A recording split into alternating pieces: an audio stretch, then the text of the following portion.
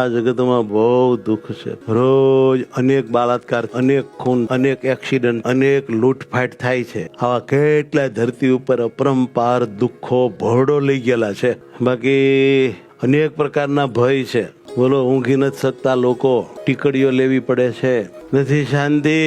એક બચારો કહે છે કે મારા હગ્ગા ભાઈએ મને લૂંટી લીધો, એક કહે છે મારા બાપે મારી હારે દગો કર્યો, તો એક કહે છે મારા હગ્ગા દીકરાએ મને ચપ્પુ માર્યું. આવા નાના મોટા દુઃખનો પાર નથી.